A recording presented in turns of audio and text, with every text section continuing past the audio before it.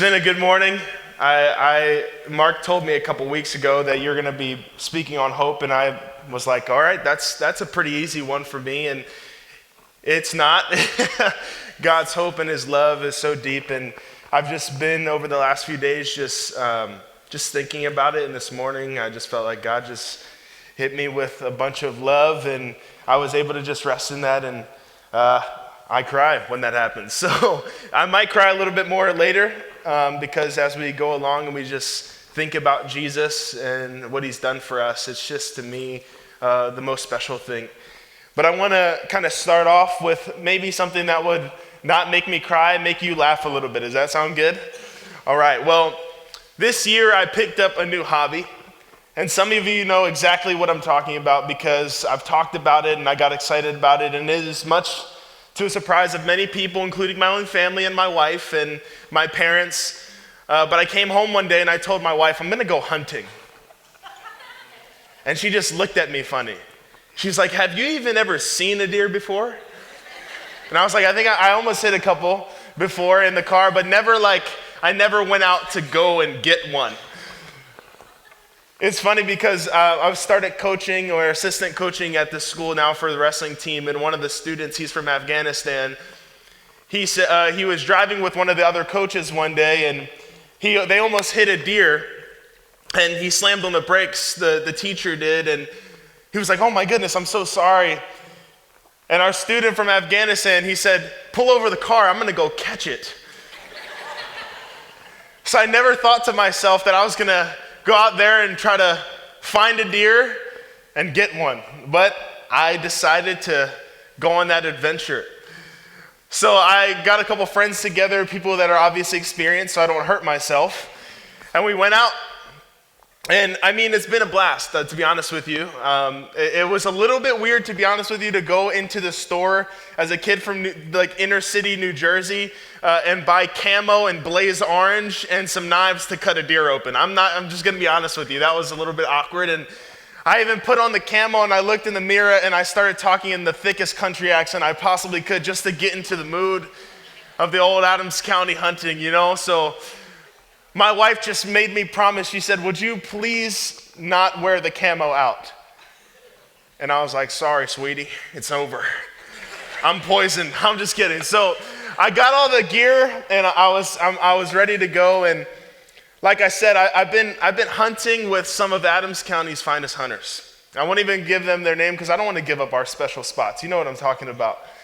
But I've been trained, I think, pretty well in weapons, right? And ammo and something, something I never thought, when I think of guns, I think run, duck, hide.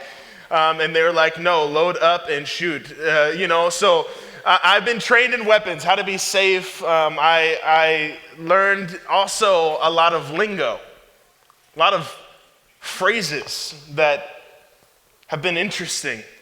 So I want to share a few with you, and I'm going to provide some translations now that I'm getting used to the Adams County way of talking about hunting.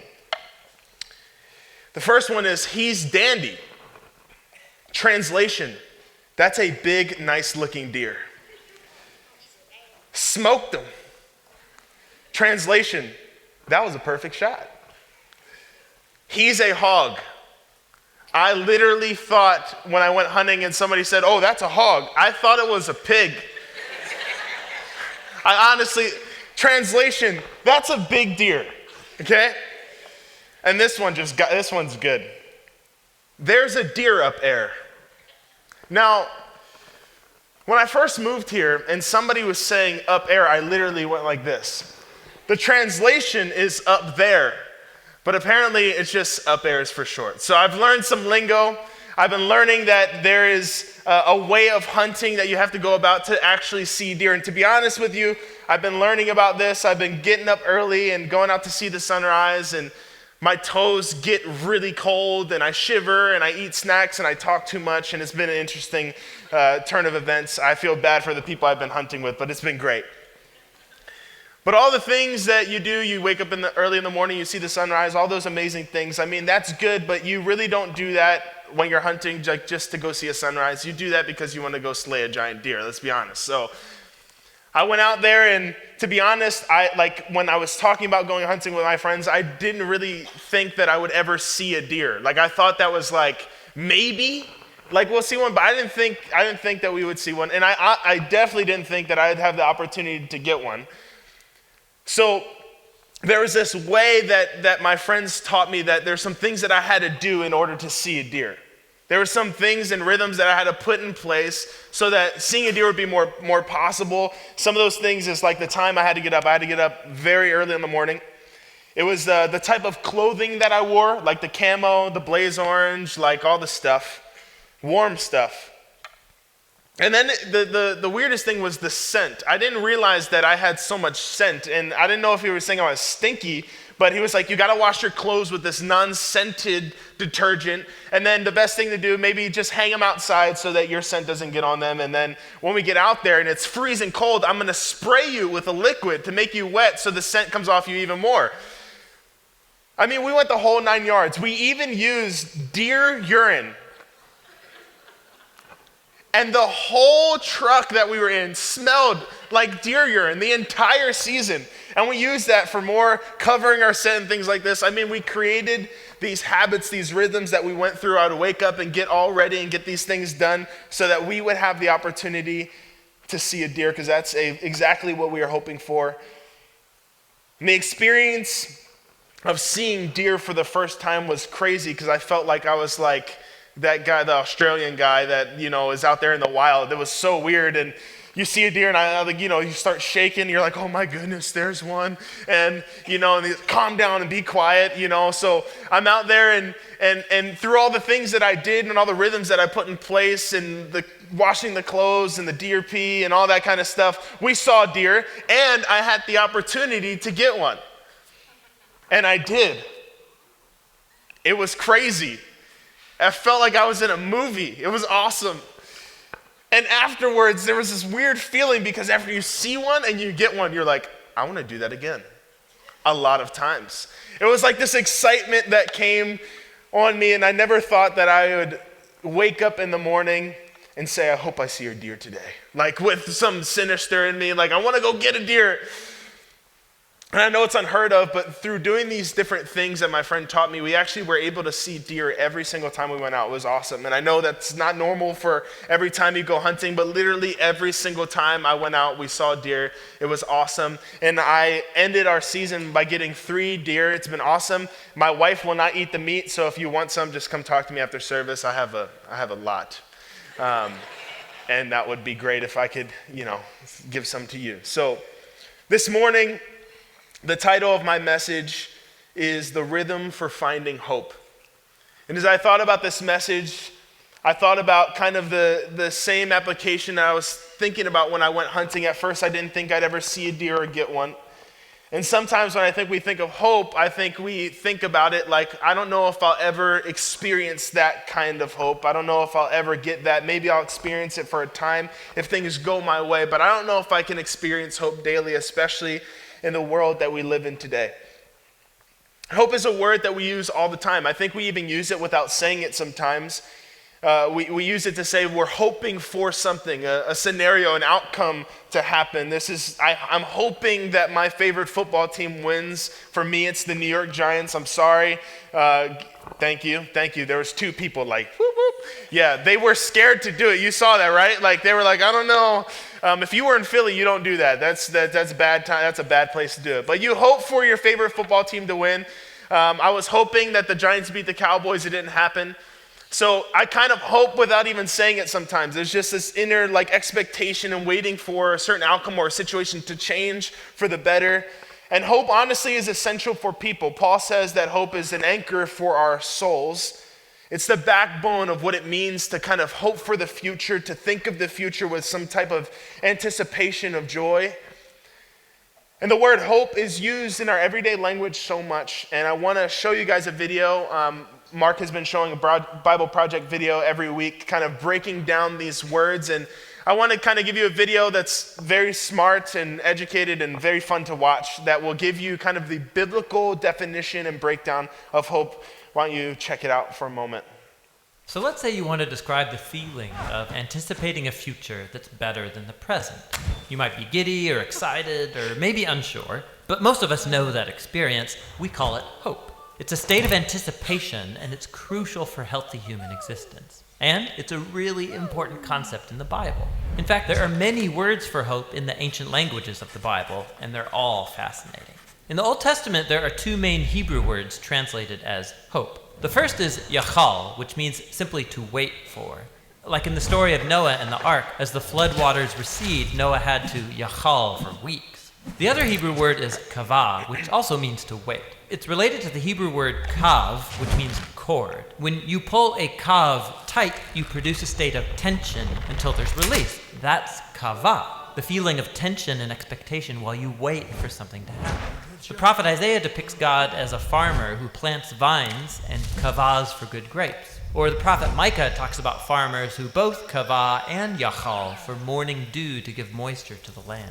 So in biblical Hebrew, hope is about waiting or expectation. But waiting for what? In the period of Israel's prophets, as the nation was sinking into self-destruction, Isaiah said, "At this moment, the Lord's hiding his face from Israel, so I will kavah for him." The only hope Isaiah had in those dark days was the hope for God himself. You find this same notion of hope all over the book of Psalms, where these words appear over 40 times. In almost every case, what people are waiting for is God. Like in Psalm 130, the poet cries out from a pit of despair, "I kavah for the Lord, let Israel yachal for the Lord, because he's loyal and will redeem Israel from its sins."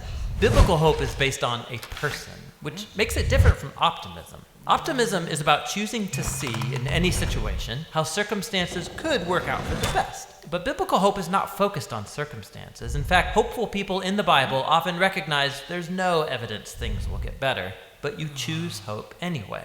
Like the prophet Hosea, he lived in a dark time when Israel was being oppressed by foreign empires, and he chose hope when he said God could turn this valley of trouble into a door of hope, like the day when Israel came up from the land of Egypt.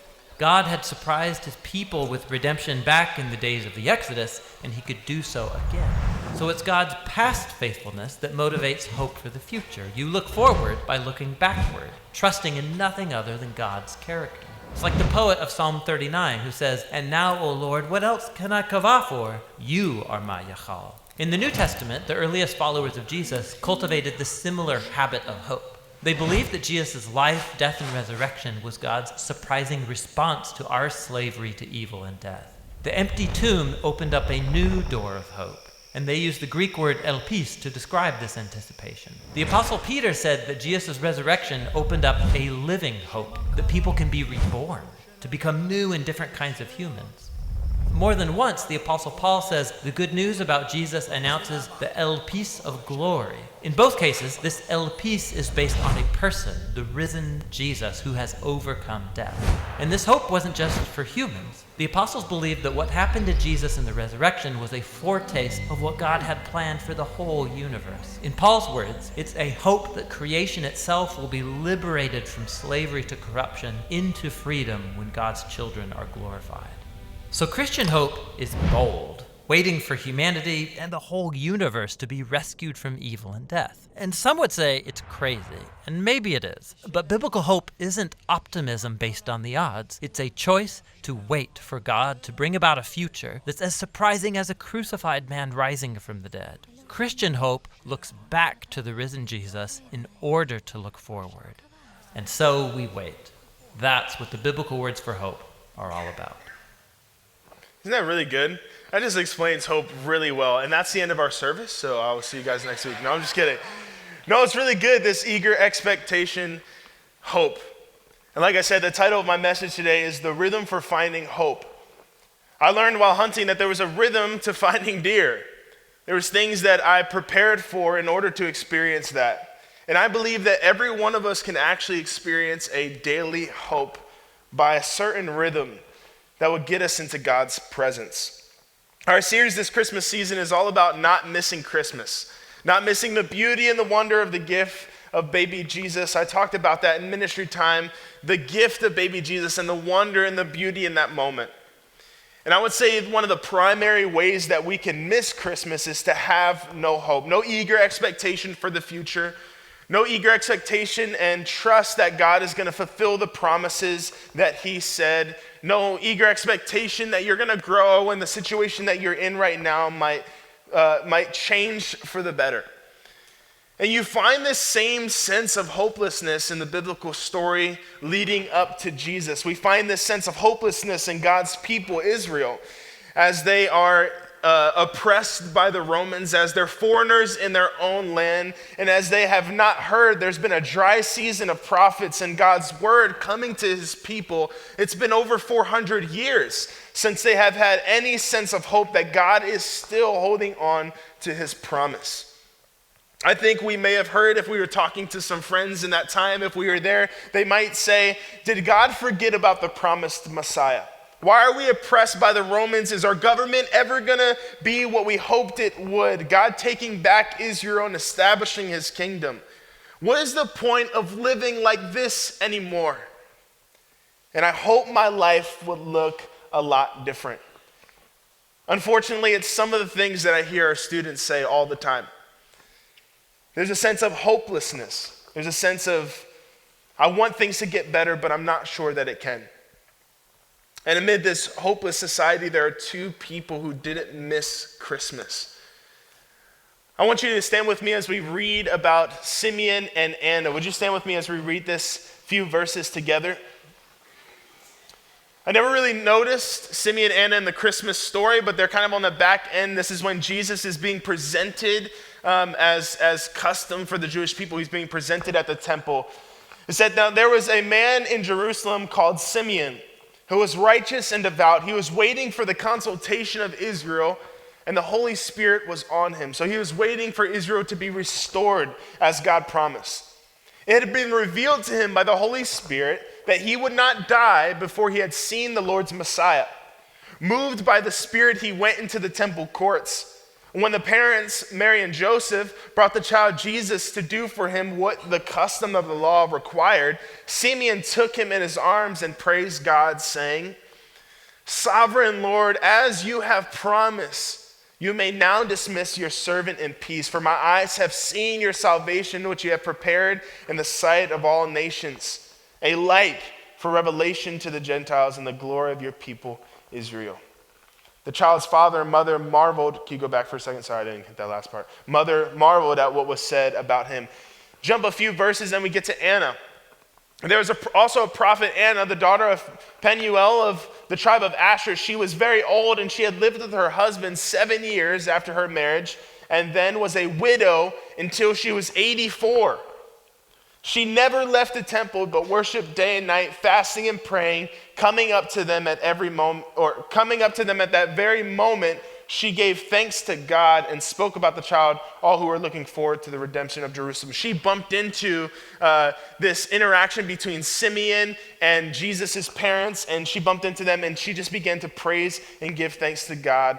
And she began to tell people all who are looking for the redemption of Jerusalem. You can be seated. That's God's word for us this morning. That's kind of the story that we are going to be looking at. A story that, like I said, I kind of looked over. The part of this story of Christmas is you have Jesus and the shepherds, and they go and see Jesus. He's born, and a couple of days later, they begin to want to present Jesus as the custom, and they bring him into the temple. And there's this hope that is surrounding this story so far. But then we're entered into two situations where hope is not really happening, but Jesus comes into play. We have Simeon, faithful man. He was eager for this great desire to see Israel restored, and he was even promised by God to have a part to play in it by seeing the Lord's Messiah. An amazing promise.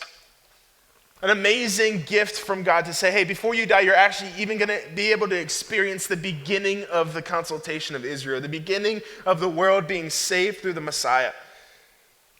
It's an awesome opportunity, I would imagine, for Simeon. I think that filled him with a lot of hope. I think that Simeon was overjoyed by hearing that he was hoping for something so great and would actually be able to experience part of that. That's amazing. But then time passed. And I don't know about you, but when I want something, I want it like yesterday, right? Like I want something like now. And sometimes like I don't really like surprises. You can ask my wife, like I want to know like what I'm getting for my birthday like this year for next year. Like I don't like surprises because I want to know if I know something's coming, I want to know it now. So Simeon gets this news that, okay, you're gonna experience the beginning of this consultation of Israel by being invited to actually meet the Messiah. And then he has to wait. And the text implies that he's waiting quite a while. I mean, time had passed and Simeon is basically at the point where he's waiting to die. Like he's old and he's waiting to die and he's wanting to see this Messiah. He's in this time of this like we said, this tension, this expectation. He has to wait for a promise. And I have to admit that if I was Simeon and maybe he was feeling the same way, there might have been a sense of a little bit like, is this actually going to happen? And then we have Anna, who lost her husband only after 7 years of being married, and now she's 84 years old. I'm not great at math, but if I'm right on the math, that's 77 years of being a widow. How hard is it to be hopeful when you've been waiting on a promise from God to come through for so long? How hard is it to be hopeful when you've lost a loved one and now you have been feeling lonely? You've been waiting for some sense of hope after a great loss. Like I said earlier, I thought that today speaking on hope would be fairly simple. I was absolutely wrong. Preparing this message of hope was challenging because I found out two things. Talking about hope, you have to go to a deep place in your heart. And to have real hope, you must realize how hopeless you are in the first place. That seems so heavy for a message on hope. I thought that I was going to come and everybody's going to leave overjoyed, jumping out of their seats, and I realized that, Manny, you're not such a hopeful person. I'm definitely an optimist. I'm an optimist in almost every single situation I can see an outcome. But I don't know if I'm as hopeful as I thought I was. I don't know if I trusted God's promises as much as I thought. Maybe I hoped that they would come true, but the reality of the situation is, and I'm telling you this transparently, I don't think that I ever looked at Christmas as a child growing up with a sense of hope when it came to Jesus. I was definitely an optimist when it came to the type of presents that I thought I was going to get, for sure. But I don't know if I ever looked at Christmas and thought, man, I really need the promise of God in baby Jesus. And it's crazy because this morning, all of the pieces started to come together as I felt my heart saying, you actually need that kind of hope. So I'm going to ask you a deep question, something that might unsettle you at first. Where is your hope? Not what are you hoping for, but where is your hope? What have you placed your hope in? Hope anchors us. It gives us anticipation for what the future brings. It gives us a sense of purpose, and it carries us through the darkest valleys of our life. It's necessary for us as human beings to have hope. Without it, we miss the most important things, and in this Christmas season, we will absolutely miss Christmas if we have no hope or even misplaced hope. We'll miss that beauty and the wonder of the baby Jesus that God sent just for you and I. Both Simeon and Anna are living in this weary and hopeless culture. These Jewish people, God's people, are in this weary, you heard that the weary world rejoices. It's because they're weary because they've been waiting for God to show up for his promise. They've been waiting for him to come through for a long, long time. Ever since the sin entered the world, we have been waiting as God's people. God's people have been waiting for God to come and make the wrong things right. And in this particular moment, they had no other people telling them that God is going to come through. There had been a moment of silence for a long time, and God's people are waiting, and Simeon and Anna are in this situation where their culture is weary, and they're also in a situation where they're feeling a little bit weary. They're feeling maybe, God, are you really good? Are you really true to what you've promised? Simeon had a promise that he was going to see the Messiah before he died, and time had passed. He hadn't seen anything moving, no prophets. His whole life, it's just been silent up to this moment. And he'd just been waiting for the promise to come through. And Anna had been living her entire life without the person she hoped to live it with. In the midst of a society hopeless, in a situation that seemed hopeless. Some of us are in a similar situation. Living in our broken society and walking through personal situations that tend to get our hope all out of whack, jaded, maybe even our hope taken away from us. Maybe your situation is the loss of a loved one, health issues, a rocky marriage, family drama, work issues. Like I said, 2 of our students lost their parents right before the holidays, Thanksgiving and Christmas. Whatever our situation may be, we live in a world that has a lot of problems. I actually decided this week that I was going to venture into the dark world of the news. I don't watch the news. I don't really read it. And I was feeling a little out of touch with the world. So I was like, you know what, I'll read the news. Don't do it. Bad choice. I got on there, and the first thing I saw is that there's a mass murder in Idaho. I'm like, great, that's a great way to start the news article search for today. And there's Elon Musk and his Twitter drama, and there's people fighting at Christmas parties. I mean, the world is filled with just a bunch of tragedy. I feel like our world is constantly being broken. There's confusion. There's a lot of stuff that's happening that can be really disheartening. And in the midst of all that, we go through our own problems. We go through our own situations. And I feel like all of that tends to kind of steal the hope in the room. Would you agree with me? Sometimes it's a little bit disheartening to wake up in the morning and face the day. Is that only me? And I work at a church. Like, it's hard. It's difficult. Simeon and Anna could have missed Christmas. They could have missed the miracle in baby Jesus. They could have missed what God was doing because they put their hope in what they wished they had. But they did something else instead. They showed up. They showed up in God's presence. And that, my friends, I think is the rhythm of hope. I think that's the rhythm for finding it, is that you see Simeon and Anna. They're going through this horrible culture and this time where people are feeling down and waiting for the Messiah. They're both waiting on something themselves. And they chose to show up at the temple. It says that Anna, just every single day since she had lost her husband, would just show up and continually worship and fast and pray. Every single day she did it. And Simeon trusts God enough to listen to his voice and to go to the temple, trusting that the promise was still in him. They kept showing up to experience God's presence, which is the thing that actually filled them with hope, because they found God to be faithful, because what he had promised them in the past. I realize that every single one of us wants to be filled with hope. Every person really desires that. But I think we have to go to a deeper place than wanting to just feel happy or the circumstances in our life to just pan out. I think we actually have to go to the deep parts of our soul and turn the lights on and really ask ourselves, where is the hope that I have? Is it in things that I hope would happen?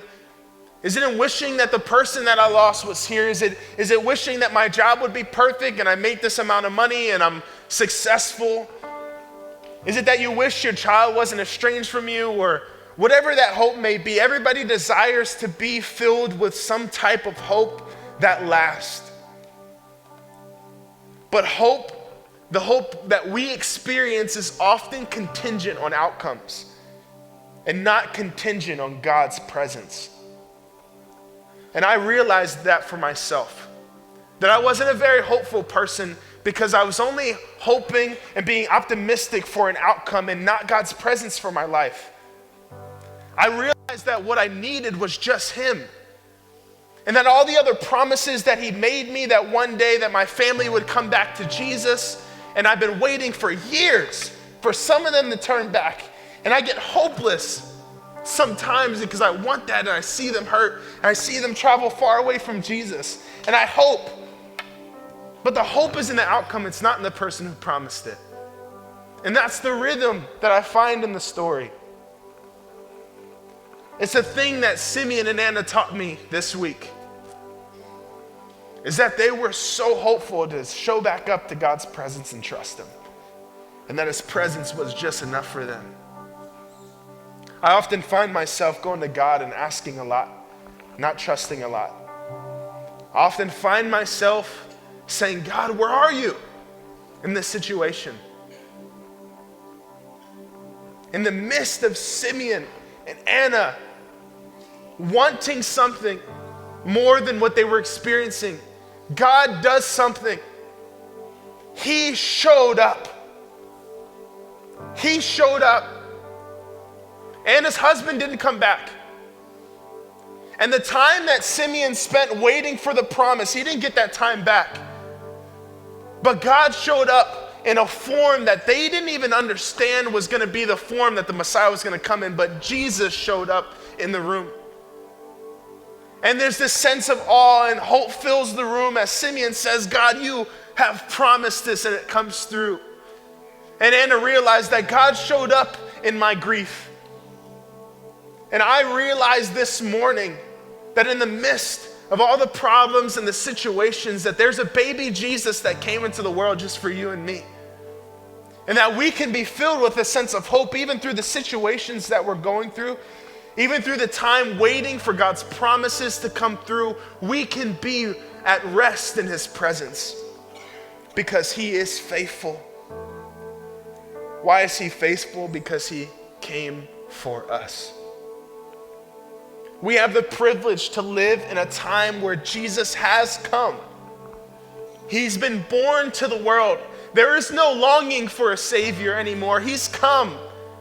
There is no longing for the hope of the world to be restored. He came. But the reality is that the world is still broken and chaotic. Just read the news like I did. We still grieve for the lost ones that we love to come back and to experience the holidays with us. We still experience pains and the letdowns of life. We still experience the waiting in the midst of the promises of God. We still might be asking the same questions. Did God forget about his promise to me? Is our government ever going to be what I hoped it would be? What is the point of living like this anymore? I hope my life would look a lot different. We can ask those questions in the midst of God's hope already being given to us. Like I said before, my cry to God is, God, have you forgotten about the loved ones to me that are far from you? Have you forgotten your promise to bring them back?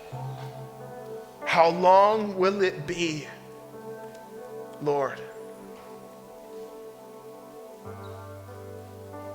In a world filled with hopelessness sometimes in the midst of our own situations, the most beautiful thing is we can find a secret place with God, and we can experience his presence.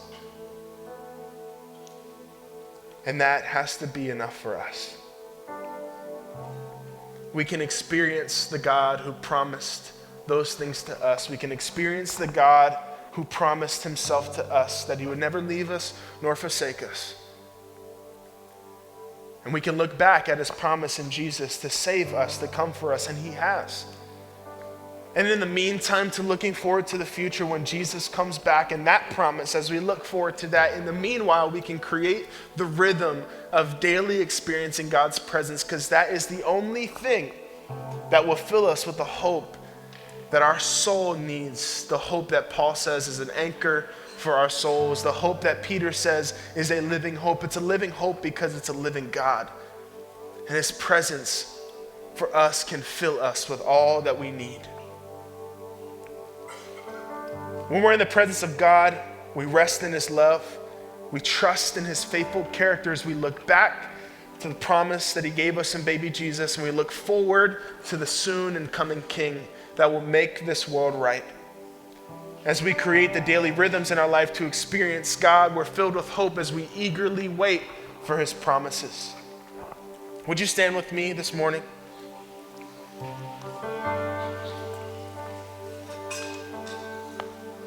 I almost missed Christmas this year. Preparing for a message about not missing Christmas, I almost missed it. I almost missed it because I forgot that I needed God's presence, not only to answer the things that I needed him to answer and to come through, but because I needed him. That's why Jesus came, is because we needed him. Right now, we have an opportunity to start a rhythm in our service today. We have an opportunity to look back on baby Jesus and look forward to the soon and coming King by creating a rhythm that says, God, in the midst of all my trials, in the midst of some of the hopelessness that I feel, in the midst of the pain that I experience, in the midst of even the good things, God, I'm going to create a rhythm of experiencing you so that the God of hope can fill me with all hope, like Grace said earlier. That the God of hope can fill me and fill you with hope as we create a rhythm every single day to begin to experience the presence that we need, to experience God. And I promise you, from personal experience, as you seek God every day and you allow his presence to fill you, your hope begins to ignite, it begins to become full as you can trust that God, he's got you. We're going to go into a time of worship, and I challenge you, maybe if you're experiencing lack of hope in this season, or maybe your hope is at a high right now because of the Christmas season, but once this Christmas season's over, you go back to feeling a sense of hopelessness. I just challenge you to maybe come up front and give that to the Lord. As we sing about a song that he's always been good to us, we just lay those things down and say, God, I want to start a rhythm today where every single day I'm going to get into your presence, and every single day I'm going to allow you to fill me with hope. I'm going to trust in your promises because you always come through. In this Christmas season, we're not going to miss him because we're going to be with him. Amen? Let me pray for you before we worship. Father, God, in the midst of a hopeless society and some hopeless situations, Simeon and Anna chose to show up to experience you because, God, they put their hope in you instead of outcomes. God, today we ask that you would fill us with hope as we intentionally say, God, I just want your presence. I just want you. God, I pray that we could just focus on the baby Jesus this morning and say, God, you brought him to us so that we could just experience him, be in relationship with him, God, and that alone fills us with hope, God. So I pray that as we walk through our lives, Lord, as we go through the days, as we go through the tragedies, as we go through the mundane things, God, that we would be filled with hope as we daily get into your presence.